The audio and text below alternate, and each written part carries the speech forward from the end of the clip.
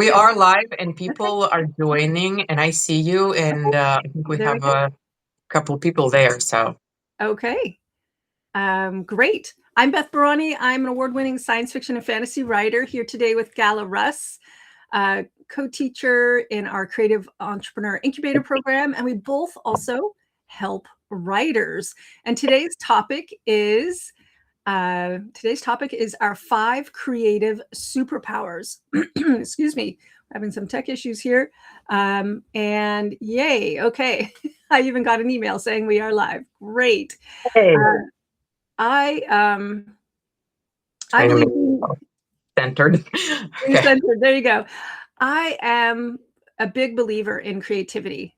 I would even go so far as to say that creativity and being in the creative flow is like my religion, however blasphemous that might be. And I believe that our creativity as writers is our superpower. So if you believe that too, put a thumbs up in the chat, a heart, something. I'm Um, putting the hard bar up too. Yay. It looks like I'm not able to monitor the chat, Gala. So if you could help me with that, that would be awesome. Will do. Yeah, we have Excellent. several people joined. And guys, if you just to make sure that we're staying, let us know that you can see us and that both Beth and I are showing up because there's some kind of technical glitch today. So, Yeah, we did welcome something to that. new today, and so who knows? We might have messed up the system. We'll give it a go. If it doesn't work for whatever reason, we could always redo it. So today I want to talk about 5 of our creative superpowers, chosen. This is the way it kind of came out of me, and I thought we'd talk about them, ask you all some questions, hear what you thought. You can type in the chat if you're on an iPhone or your smartphone. You can type in the chat. I know it could be a little harder if you're on a laptop, computer, etc. It's probably going to be easier. So Gala, I thought I would take it away, start with each chat. We're here for 30 minutes. Keep it short, keep it to the point, and we'll Have everything dive printed right out. in. Gala has her notes. So here I am. I'm working on my 17th novel now. I have 12 novels published, 5 nonfiction books. I've made over 30 courses, and creating content is something I've always done since I was very, very little. But creating something for public consumption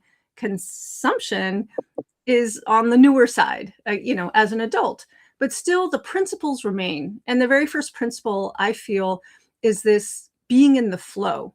And I qualified a little bit by saying it's kind of like channeling, except I'm not conscious of channeling from some esoteric sense. I just show up, and for me it's like listening. I don't know about you, Gala, but I hear it. It's like coming into my ears, not out of my ears, coming into my Mhm. ears, but also I feel it through the body. But I have to put myself in a place of openness and kind of feeling the emotional waves inside of me, and also following thought threads. So it's very Mhm. much like, what is going on? That's one of the main questions I ask myself when I start writing. What's going on? And that could be channeled through a character, or sometimes that's what shows up first in my journaling. So this is, I know, not always easy to do, right? Because we have the inner critic, boom, it comes up, right? The inner critic saying things like, you can't do that. Who are you, right? And people call that the imposter syndrome. Who do you think you are? So, but I would bet that from a young age, we all have experiences, especially when we're young, of getting into the flow, of forgetting time, of being so absorbed in what we're doing that that is like all that exists. It feels like that's all that exists. So I'm going to ask you this question, Gala, to demo it for you, but this is for everyone, which is, and let's focus on writing because we're all writers here. Where in your writing life do you most reliably drop into flow? And can you identify the conditions that make that happen? How about you, Mhm. Gala? For me, I now am best when I know that I'm not going to have interruptions. This is like, I feel like I have 3 different kinds. Is when I know that I'm not going to have interruptions, and that has been increasingly rare in my life. So I now go out of my way to go somewhere where I will not have interruptions, like to go to the library or to go to a coffee shop. where I know that from this time to this time, and I have a timer for when I need to be done and go pick up my kids, it is my time. There's nobody else and nothing else that will interrupt me. So it's almost like, okay, it's safe to go in because I'm not going to be jerked out every time. It's not like, oh, I have, like my metaphor was, it's not like I'm getting into the pool to swim and then somebody's like, oh, come out and get us a towel. And you come out and you get somebody the towel. And then you just get into the pool and you made one lap and somebody's like, oh, we need snacks. You get out of the pool and go and get snacks. So whenever it's that experience, a lot of times I'm like, oh my God, I don't want to start because I know I'm going to be pulled into a million directions and it just doesn't feel as relaxing. So that's one of them. The other one is when I'm doing something completely different, like those shower thoughts, it's a reality. Yeah, The yeah. shower thoughts, when I'm driving, when I'm either going on a walk or swimming, like when I'm doing something else where I physically cannot be, like my brain is almost like free somehow. There's Yeah, a yeah. certain part of it that becomes free. So I have a lot of a tech now set up where I can do dictation in various situations so that I can Mhm. capture all of that because that kind of falls away from me. And then the other one is, I think it's the opposite. So these two are more like welcoming it in, saying, I'm Mm, open, kind of come in. Although I think the first one is definitely that. The second one, both. Sometimes it just kind of barges in. And then the third one is more the opposite, where sometimes the creative flow is like, I want in. I have ideas. Why aren't you listening to me? And then I'm like, oh, I'm sorry, like I'm busy. And that's a lot of times when I end up writing in the car, when I'm driving somewhere with the kids and I drop them off and I'm like sitting in the car for a while because that's my schedule.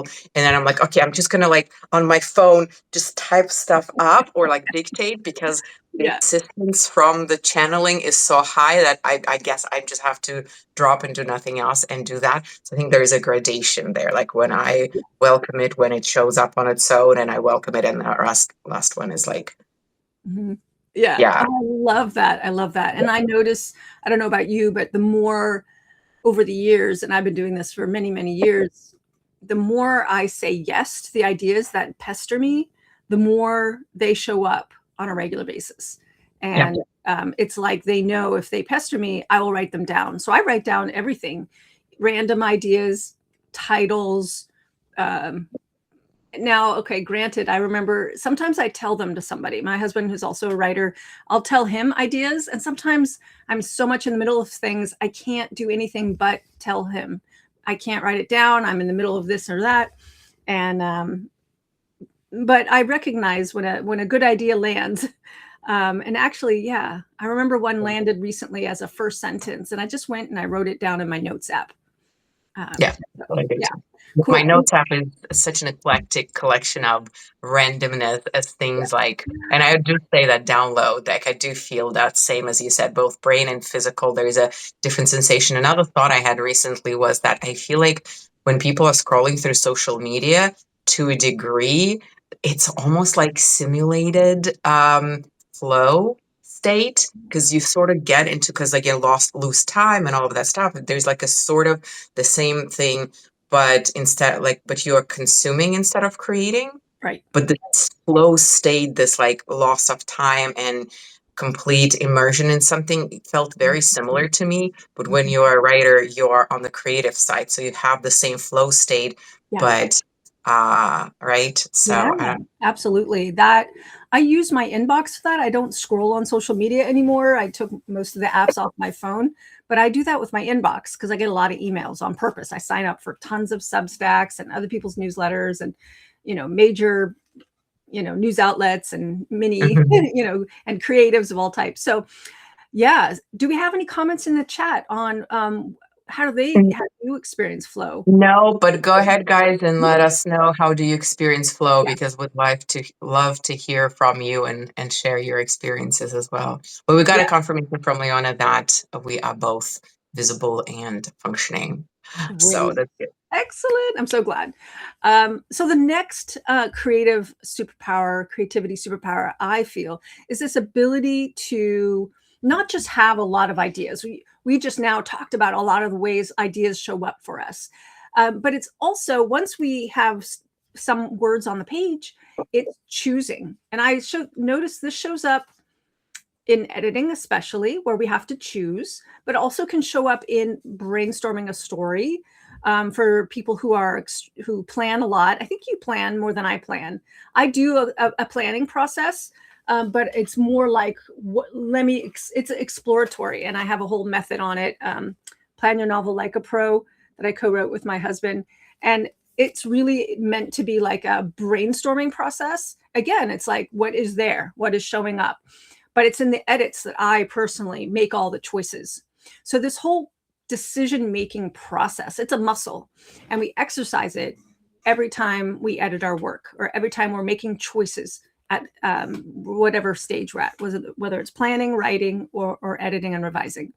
So I feel like this is a big superpower that writers have, that they may or may not realize that they're exercising. And I teach science fiction and fantasy authors how to edit, and that itself, like the exercising of the choice, like learning how to do that, criteria, all the things that go into how do you make choices.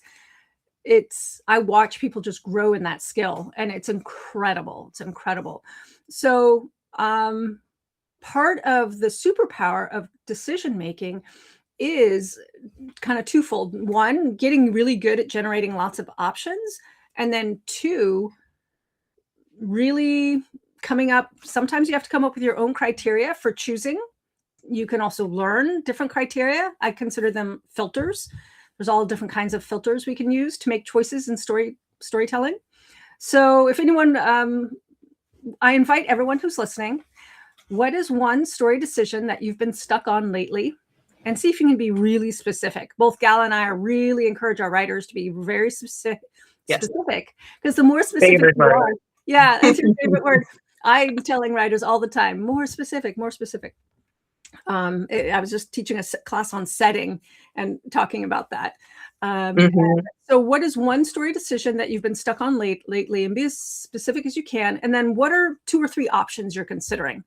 Let's look at your menu of options. And this is how you start with the decision-making process. So just for fun, yeah, go. You get to go, Gala, because you're right here. I'm using this for personal reasons, basically. Yeah, please do. Let's switch over to Gala as writer. So I'm writing currently an urban fantasy, and it's the first time I'm writing urban fantasy. I've always written romance or like women's fiction. Originally, when this story came to me as an idea, it came to me as a contemporary Why Choose novel. Had no magic, nothing, but there was a cabin. And there was the main character, and then there were 3 other people. In that case, there were 3 guys. And then as you said, like I'm what I call a planter. So I don't plan everything out, but I really want to know what my character is, who the main characters are, what their goal, motivation, conflicts, all of that kind of. So as I was digging into my characters, I realized that that cabin, and why I'm so drawn to that cabin, is because it's magical. The cabin is magical, and I'm like, well, why is it magical? Let's figure out what's magical. And then like I figured a bunch of out. So I shifted into urban fantasy.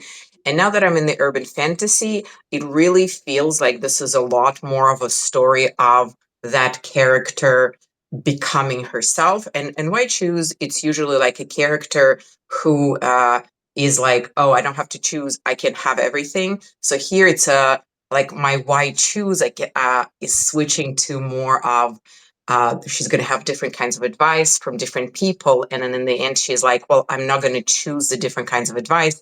I'm sort of going to do everything, but for her personal growth. So I don't need to have 3 love interests anymore. That choice part, and why choose and I'm going to get everything, is becoming like the character's narrative, and it's going to go into the plot line. But now I have these 3 developed characters who I'm trying to figure out. I think I'm going to keep one. I know one is going to stay love interest because I still want to have romantic subplot. But the other 2, I'm thinking of converting into women so that she has like friends to hang out with. Yeah. And in this world, there are demons, witches, and my God, demons, witches, and vampires. So her main love interest, I think, is going to be the demon, but I want the other 2 to be a witch and a vampire so that they can introduce that world and show her everything. And I am like also, I don't know. So I think I'm just struggling with that shifting, and how Mm, would those relationships be, and how will those two people be different? Because I think that's another thing I always talk to authors, like you don't want to have two friends that are identical. So this is a very long explanation, but this yeah. is a huge shift. Like I'm Yeah. switching from three love interests to a love interest in friends. Yeah. And I'm Yeah. panicking a little bit. I feel Okay. like, is it going to ruin everything, or is it going to be making everything better? You know? Right, right. This is great. I love this. So it's really a story of a woman's exploration about what it is that she can have. And so you have a love interest and you have two other characters. And my question, now we're going to go down a little bit of a rabbit hole around story development, is how can these two women be either complementary or adversarial, or play with the trope, friends becomes enemies, enemies become friends. Hmm. I uh, was, yeah, and I was thinking that too. Go and ahead. how can one, and also there's other roles. So I think of the archetypal roles. We've got mentor, we've got guardian, threshold guardian, we have best friend, we have you know again, enemy who becomes a surprising friend, or rival, or you know so I don't know what sub themes you're playing with, whether it's Mhm.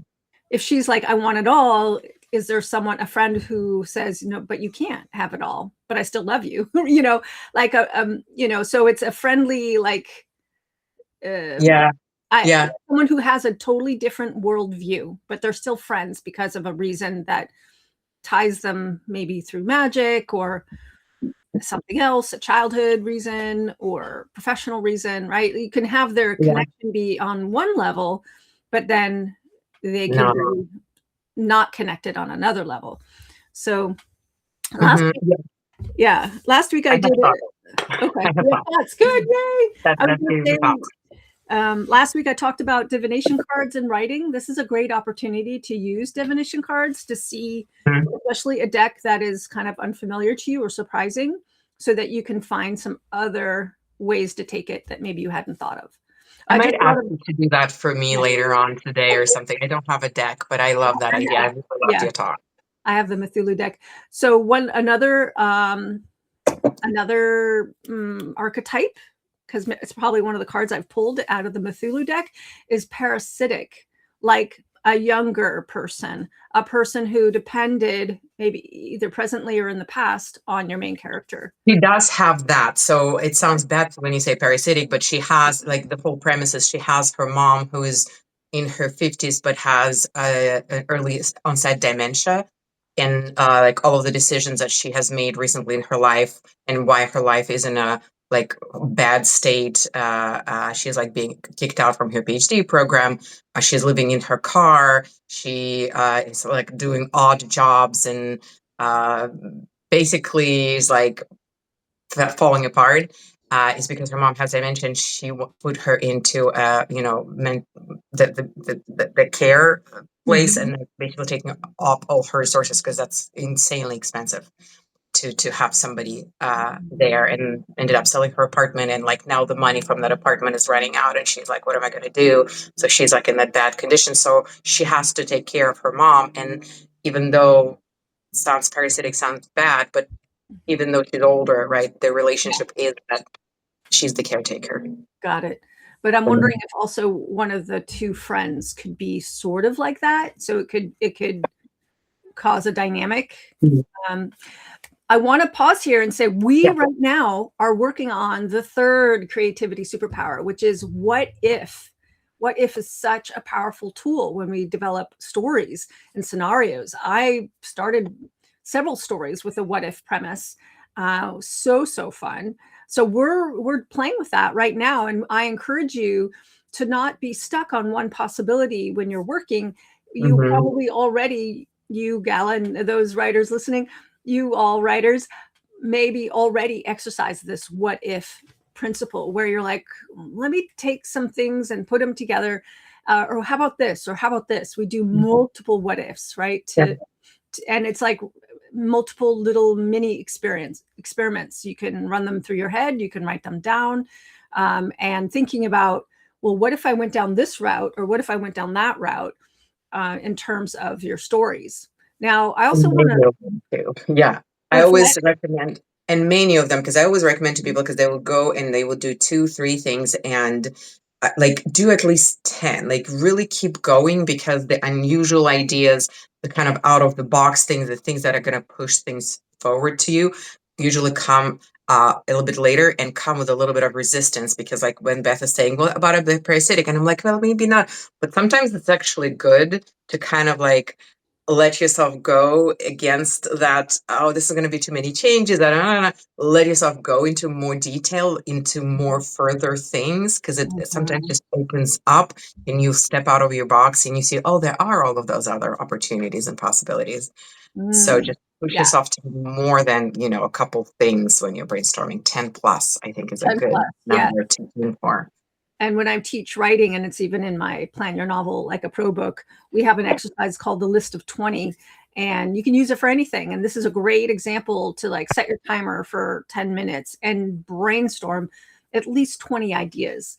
Because Okay. exactly, and I share in the podcast episode that drops today on this topic, on the 5 creativity superpowers, I talk about brainstorming a book title, 60 options to find a good book title.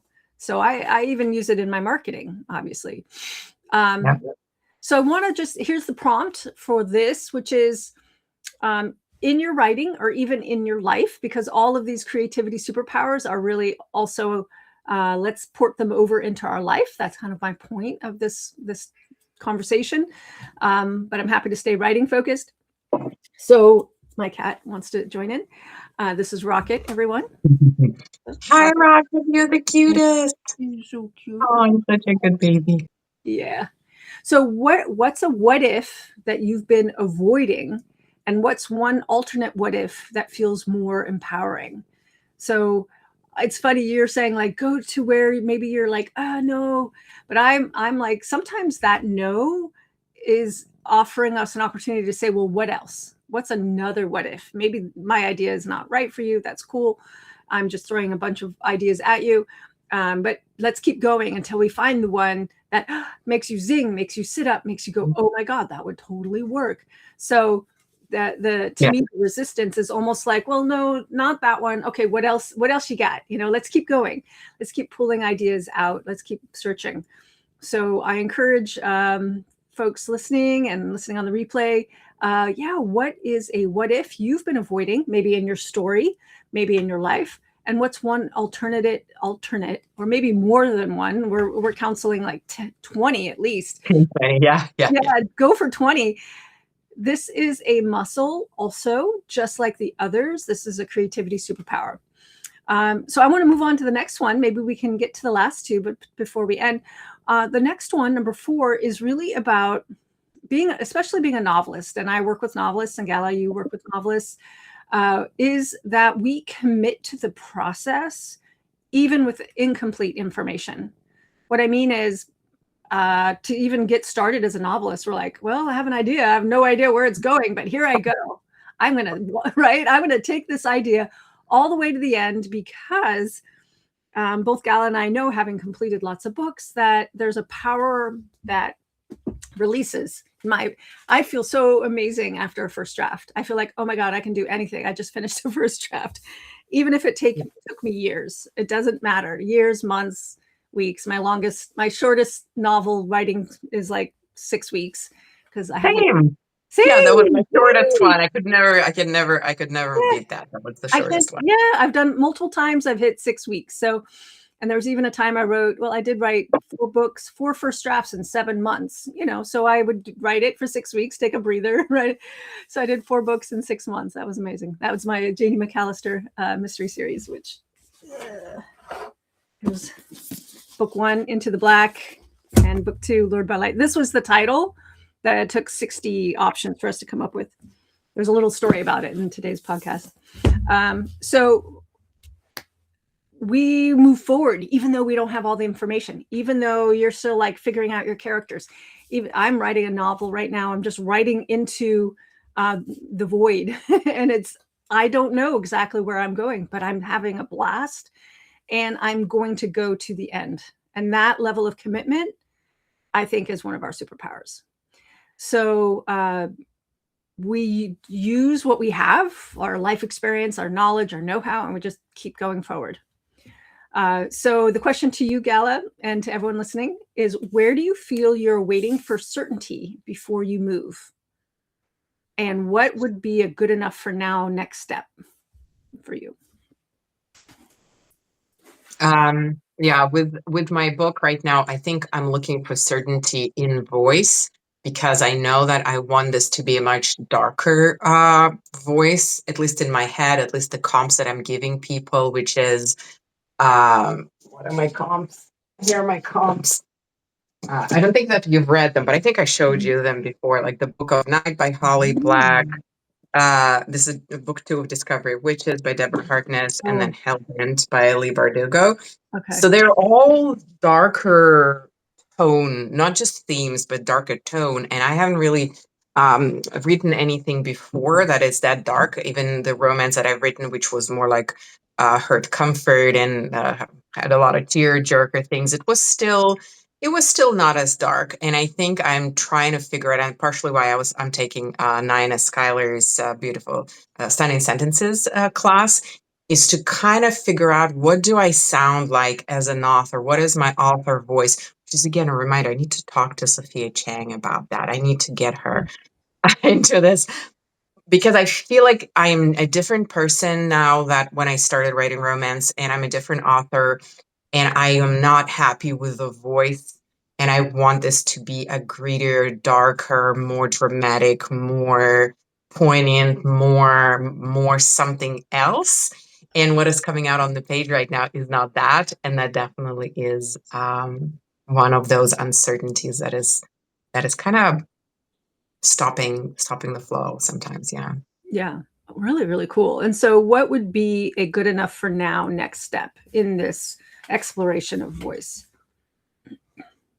I think I just need to keep writing and maybe with each chapter experimenting on different voices. And even though it feels like a very uneven first draft where tone, because I always say to everybody, like, pick your tone, know where you are tonally when you start writing, promise, bring that stuff in from the first chapter to your reader. But I think I'm going to go against my own advice. I think I just should play with the tone as I continue with the first draft. And I think at some point it will land Hmm. because it's a very different kind of a story. And I hope that the story is going to help me land the tone as the story develops. Yep. Maybe I'm also imagining something that I think will be stylish, and maybe that's not in the end my authorial voice. Maybe I'm trying to push myself into something that I'm not, which could be too. So, you know, Yeah. That's I don't know. so great. I feel like you answered yourself. You gave yourself a solution. I 100% yes. Explore, because the edge that you're looking for, this different, this darker, I feel like you need to let yourself play in those spaces. And maybe even imitate. Read a few pages of Holly Black, imitate that. Read Deborah Harkness's book, imitate that. I didn't catch the author in the third book. I haven't read Deborah Harkness. Maybe I'll go. Yeah, I haven't read her either, but I did see the Discovery of Witches TV show, which was fabulous. So experiment, copy, Mm. and try new things. And yeah, cool. Let's We jump have to the one. next one. We have Oh, one comment. we have So, a comment. um, Yes, yeah.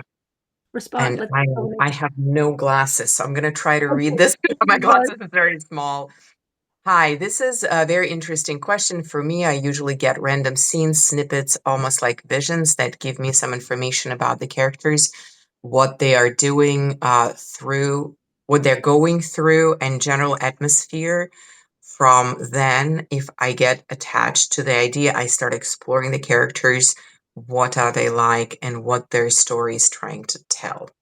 Oh, I Hopefully, I was love that. correct. Oh, I love that. Yes, yes, yes. That's so wonderful. And that's a great segue to our last, the fifth. It's not the last creativity superpower by any means, but it's the fifth one for today. And it's the fifth one that I talk about in today's podcast. And the podcast is How to Write the Future. So combining different elements together to create something new. And it sounds like our person who, I'm sorry, I didn't catch the name. Sofo. Sorry? Sofo. Sofo, thank you, Sofo. That you're doing this is when you bring together different elements, and you may not even identify what to call them, but we could call them tropes or genres and settings, your personal lens, the things that interest you, your favorite story nuggets, whatever it is, and you're pulling it together and you're creating something new. And this is how we push forward the genres. This is how we push forward story ideas. And this is one of our creative superpowers, is this ability. And it's kind of at the core of what is creativity, which is pulling together disparate elements and putting them together and making something new. And of course, it's not just two things, right? It's like this, that, and the other. And here's a story prompt for you, Gala, maybe. And so I'll throw it out at you, and we'll go a few more minutes. What are two elements that you love that you've never tried combining in your writing? And what might happen if you did? Two elements that I love. I'm not sure if dialogue counts as an element, but I think dialogue is my most favorite thing when I write. What other elements? I feel like I've done music. You know what? I like a somatic embodiment and like feeling through your body and the mind-body connection. That's been a big thing over the last 5 years for me. I don't think that I've ever had that in my books, not like center stage or not significantly. No, yeah. Okay. This is where I would say go there in your draft. Go there for your PV character. See where it takes you, because this is the truth, right? The truth in the body, the somatic, I talked about this in an earlier episode, the somatic compass. What is your character through you or you through her, telling you? And yeah, this is great. I like that. Yeah. So we're going to wrap it up for today. If you have more other things that you would call your creativity superpower, I would love to know. Pop it in the chat, leave it as a comment. Our creativity is one of our most amazing skills as human beings. And I really believe that, especially now, and I talk about this in the podcast episode, during uncertain times, which we're all in, and we all can't deny that our creativity is actually like a key. These are keys that can unlock the door to finding a better tomorrow and a better today, both in our daily life as well as in our creative work. Yeah. So yeah, those are my closing remarks. Do you have any closing remarks for today, Gala? And thank you so much for being a guest. Absolutely. I love coming over. Thank you for having me. And thank you for all of your advice.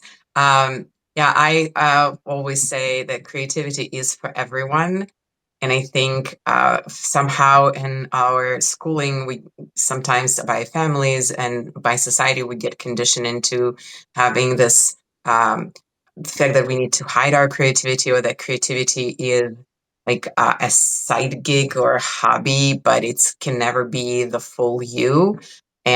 Or that there are creative people and then there are non-creative people, and that not everybody can be creative. And I think that everybody absolutely is creative, not just can be, but everybody is creative. And it's just getting an opportunity to discover where your creativity lies and playing with that, because everybody has it. Yes. Absolutely. Wonderful. Well, thank you so much, everyone. Hopefully this will render as a video. I had some weird tech issues going on, even though I was told this is recording. So let me just see. Let me go back to the main Substack page. There we are. And I guess we leave, and hopefully it will render. If not, we'll just have to do it again. All right, everyone, take care. Have a wonderful creative day. All right. Ciao for now. Ciao.